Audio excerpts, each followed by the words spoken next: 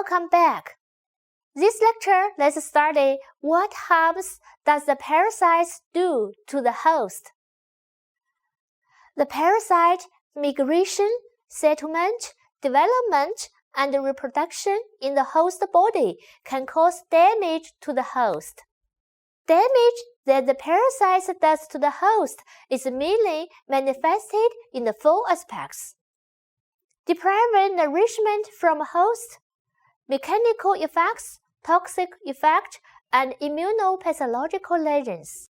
Okay, let's study one by one. First is depriving nourishment from a host. The parasite grows, development, and reproduction in the host body. It will need the host to provide nutrients. The more the number of the parasites, the more serious the blunder of the host nutrition, resulting in severe malnutrition of the host. For example, a large number of parasitic worms living in the intestinal tract feed on the digested and semi-digested substance of the host, causing malnutrition in the host. Hookworm, which attacks to the intestinal wall and feeds on the blood of the host, can cause severe anemia. The second is the mechanical effects. The parasites in the host for the migration and settled all can cause tissue injury or damage, such as a large number of Ascaris lumbricoides in the intestinal and mutual entailment can be blocked in the intestinal lumen, intestinal obstruction. The parasite migration in the host can also cause multiple organ damage. And echinococcus cyst formed in liver-oppressed liver tissue. The powerful sucker of the lung fluke adsorbed on the intestinal wall caused the damage of the intestinal mucosa. The third is the toxic effect. Excreta secretions of the parasites and the toxic produced by the dead worms all have toxic effects on the host, causes more serious tissue damage than the live ones. Some parasites secrete toxins while others secrete proteins and phospholipids that cause host cell destruction, inflammatory response, and significant histopathological damage, such as amoeba in the dissolved tissue invaded the intestinal mucosa membrane, secreted hydrolysis. Proteins can dissolve the tissue cells, causing intestinal wall tissue ulcers. The fourth damage is allergic reactions or hypersensitivity. So various components, metabolites, decomposition products of dead worms induce hypersensitivity reaction of the host, which may cause local or systematic immunopathologic damage. The parasites can cause 4 types of allergic reactions. The first 3 types of hypersensitivity are specific antibody mediated.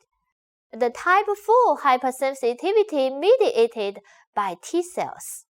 So type 1 hypersensitivity, infection of nematodes such as Ascaris and hookworm cause bronchial asthma, which is type 1 hypersensitivity.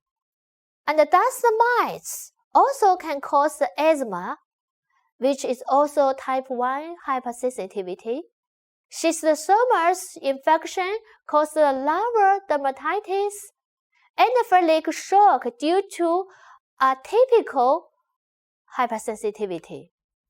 Type 2 hypersensitivity, like malaria parasites, cause immune hemolysis, is type 2 hypersensitivity.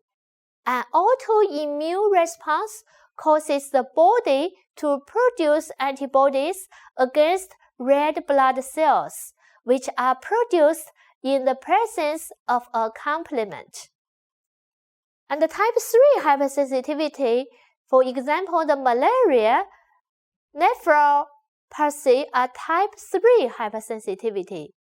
Malaria, renal disease of acute kidney injury, reversible renal impairment in acute chronic progressive renal damage of red blood cell, direct effect of malaria parasite infection. Of non-specific function, changes in blood volume, intravascular hemolysis, disseminate intravascular coagulation, high biliary levels. The influence of the telomere length of the abused drugs, trapping parasites AS strain, AKI, distal renal tubule degeneration, and necrosis type pipe cavity with hemoglobin, and particular shape of renal intestinal edema, and IgM and IgG, C3 deposits of subcutaneous and mucous area in the basement membrane in the malaria parasite infection induced abnormal immune, which is type 3 hypersensitivity. So the last hypersensitivity is type 4 hypersensitivity. For example, the soluble egg antigen secreted by schistosoma eggs with host antibody to form antigen-antibody complex can cause the damage of glomerular basement membrane, and granuloma formation is the pathological basis of schistosomiasis, which means type 4 hypersensitivity. Schistosoma eggs are particularly interesting, being mature structure that actively secrete proteins. Two major egg-secreted glycoproteins, IPSE and alpha-1 and omega, are very immunogenic and strong inducers of IL-4 production by basophils, and therefore of the characteristic of Th2 response that ultimately will be responsible for granuloma formation. Okay, this class we know the parasites how to do harms to humans. Next class, let's study the host immunity caused by the parasites. Thank you.